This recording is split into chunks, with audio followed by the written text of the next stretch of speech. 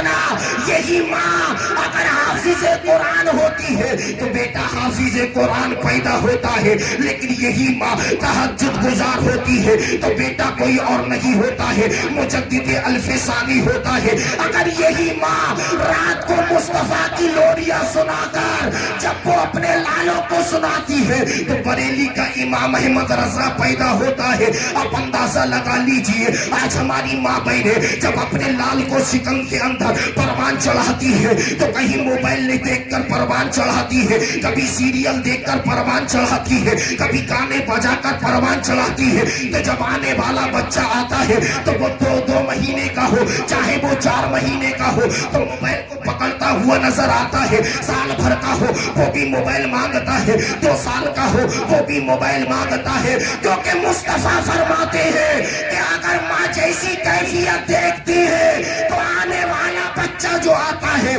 वही कैफियत लेकर आता है, वही मंजर लेकर आता है। अगर तू कुरान की तिलावत करती हुई अपने लालों को परवान चढ़ाती तो तेरा बेटा हाफिज कुरान, तेरा बेटा हाफिज कुरान बनकर। लेकिन आज कहाँ माँ है जो अपने लालों को कुरान पढ़कर परवान चढ़ा दे? कोई माँ ऐसी नहीं है। हजरत अब तो इतने बड़े बड़े मोबाइल दे दिए, इतने बड़े बड़े। मुझे देखो, सबसे हसीन मैं हूँ, मसला हजरत से पूछ लेना। जब हजरत बिलाल हब्शी के रहने वाले जब काले थे, मस्जिद नबवी में मुस्तफा के पीछे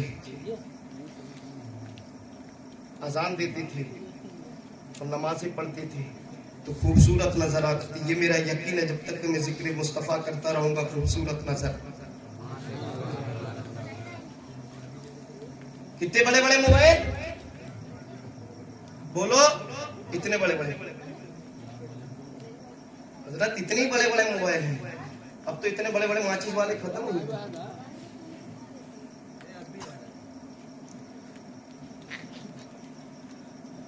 वो दूसरी फीलिंग के लोग हैं जो इतना बड़ा देते हैं, मुझे उस तरफ नहीं जाना। लेकिन नौजवानों से माफी चाहूंगा, लेकिन ये बड़े बड़े मोबाइलों से बंद कर दो, क्योंकि मियाँ बीबी के अंदर अगर फुतूर पैदा करता है ये मोबाइल ही करता है। अगर तलाकें बाकी होती हैं इसी मोबाइल से होती हैं। क्या मुझे बताओ, पहले के दौर में मोबाइल चलते थे? हाँ,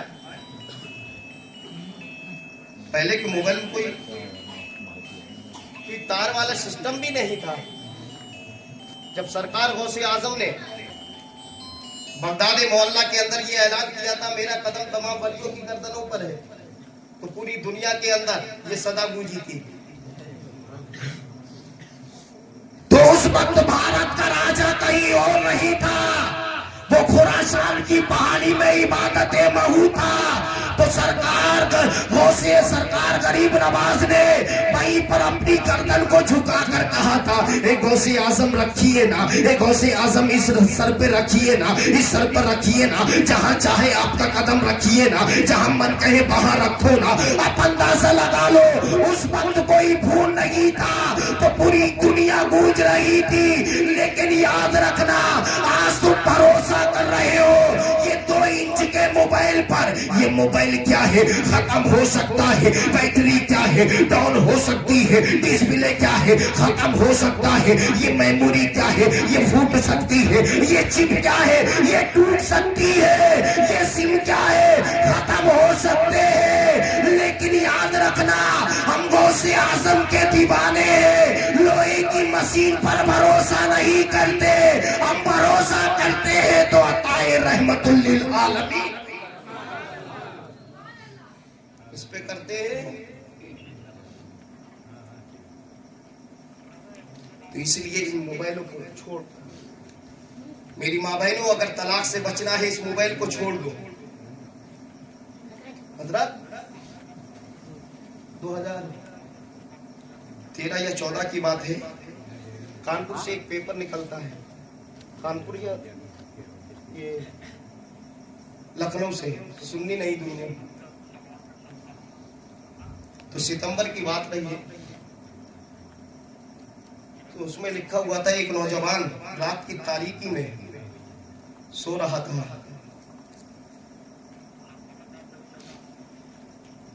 तो वो कुछ आदत से बाहर चला गया। कई घंटे बीत गए, तो रात में उसकी शरीके हयात ने, उसकी बीवी ने चार्जिंग पर मोबाइल लिया, मोबाइल लेकर शौहर के सिरहाने रख दिया तकिए पे। जैसे ही वो रात की तारीकी में वो आया, घर के अंदर घुसा, बीवी तो उसकी बेहोश होकर सो ही रही थी, नींद में मशगूल रही है। तो अचानक जैसे ही उसने देखा मोबाइल की अचानक लाइट जली। क्या जली? लाइट जली। उस समय तो बड़का मोबाइल चल ही नहीं रहे थे ज्यादा, तो वही छुटका वाले चल रहे थे, इतने बड़े बड़े छोटी छोटी मोबाइल साधन। तो अचानक जब लाइट जली है तो उसने पढ़कर देखा, तो उसमें लिखा हुआ था ब्यूटीफुल। क्या लिखा हुआ था? ब्यूटीफुल लिखा हुआ था। अरे बाप रे, जब रात में 1:30-2 बजे जब मैसेज आ गए, तो समझ लो कि शौहर का दिमाग क्या करेगा। समझ गए? तुम्हारे जैसा होता तो तलवार निकाल के कत्ल कर देता। अंदर गया है कोने में, एक लाठी को निकालता है और निकालने के बाद बीबी चारपाई पर सो रही है। ले लाठी दे लाठी, ले लाठी दे लाठी, मारता चला जा रहा है, लेकिन वो मजलूम है। सस्कियां लेकर कहती है, मेरे सरताज तू क्यों मार रहा है? मेरी खता क्या है? खता बता दे। मेरी कौन सी ऐसी गलती है? गलती बता दे। लेकिन वो जालिम है, मारता चला जा रहा है, लेकिन उस मजलूम पर कोई रहम नहीं आया। अचानक कुछ देर के बाद जब तरस आया है, कहता है मेरे सरीके, मेरे सरदार, ये तो बता दे मेरी कौन सी गलती थी? वो मजलूम भीख मांग रही है, मेरी गलती बता दे, मेरा कसूर बता दे। आखिर मेरा कौन सा कसूर है? बोले बताओ कि मेरी आड़ में तू किससे ताल्लुक रख रही है? ये रात के 1:30 बजे तुझे मैसेज कर रहा है, तेरे हाल चाल पूछ रहा है, कहीं ब्यूटीफुल लिख रहा है, कहीं ब्यूटी लाइक करके भेज रहा है। ये मामा समझ में नहीं आ रहा है किससे तेरा राब्ता है। अल्लाह अकबर, किससे तेरा राब्ता है? तो वो मजलूम सस्कियां लेकर कहती है, सरताज अगर मोबाइल मेरे हाथ में दे दे, मुझे दिखा दे, तो मैं उसको देखूं। तो जैसे ही मजलूम खातून ने उस मोबाइल को लिया है, जैसे ही बटन दबाया है, तो उसमें ब्यूटीफुल नहीं लिखा था, बल्कि बैटरी फुल लिखा हुआ। क्या लिखा हुआ था? बैटरी फुल लिखा हुआ था। आज तुम्हें याद रखना, ये तुम्हारे मोबाइल की जरूरत नहीं है, ये तुम्हारे, आज तुम मोबाइल चला रहे हो, इसकी तुम्हें जरूरत नहीं है। आज तुम्हें जरूरत है तो तुम्हें कलम की जरूरत है। अगर ये तुम्हारे हाथ में कलम होगा, तभी तो दुनिया के अंदर फतेह और कामरानी का झंडा लहरा सकते हो। क्योंकि आने वाला दौर इतना भयानक दौर आएगा, ना तोर से जीत पाओगे, ना तलवार से जीत पाओगे। जिसकी औलाद के हाथ में कलम होगा, वही फतेह का झंडा लहराएगा।